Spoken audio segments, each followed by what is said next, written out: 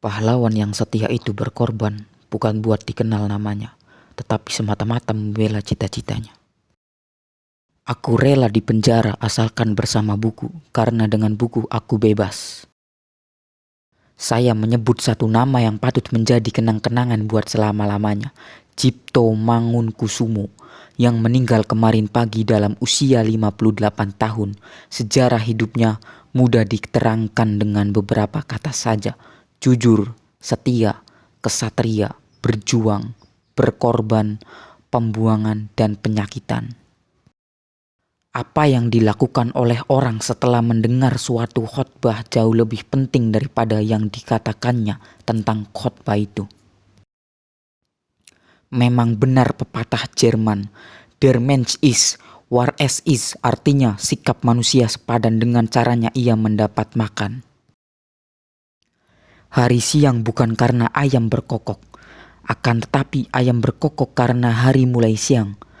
Begitu juga dengan pergerakan rakyat.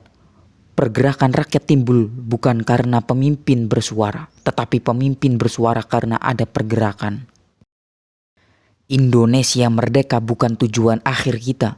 Indonesia merdeka hanya syarat untuk bisa mencapai kebahagiaan dan kemakmuran rakyat. Hamba-hamba Allah penghuni surgawi harus menggunakan bahasa yang halus dan sopan. Banyak orang yang bertukar haluan karena penghidupan istimewa dalam tanah jajahan di mana semangat terlalu tertindas. Tetapi pemimpin yang suci senantiasa terjauh daripada godaan iblis itu. Biarlah pengalaman masa lalu kita menjadi tonggak petunjuk dan bukan tonggak yang membelenggu kita. Berpuluh-puluh pemimpin kita yang meringkuk dalam buih sengsara dalam pembuangan di Bovendigul, dengan tiada mempunyai pengharapan akan kembali lagi. Berapakah di antara saudara-saudara yang masih kenal akan nama-nama mereka? Kurang cerdas dapat diperbaiki dengan belajar, kurang cakap dapat dihilangkan dengan pengalaman, namun tidak jujur sulit diperbaiki. Kematian adalah yang terakhir dalam waktu, tetapi sekaligus yang awal dari kekalahan. Tak ada harta pusaka yang sama berharganya dengan kejujuran. Perjuanganku melawan penjajah lebih mudah, tidak seperti kalian nanti. Perjuangan kalian akan lebih berat karena melawan bangsa sendiri. Maka dengan tercapainya penyerahan kedaulatan, perjuangan belum selesai. Filosofi meluaskan pandangan serta mempertajam pikiran, sekaligus berguna untuk menerangkan pikiran dan penetapan hati.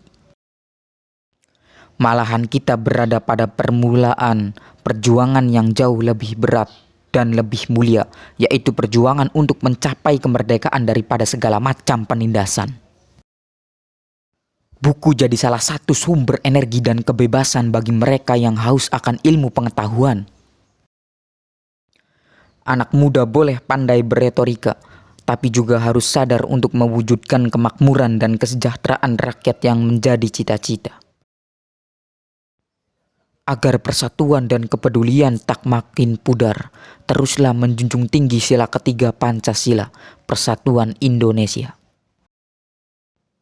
Kita boleh merdeka secara fisik, tapi kita masih perlu usaha keras buat mewujudkan manusia bermental baja guna meraih cita-cita bangsa.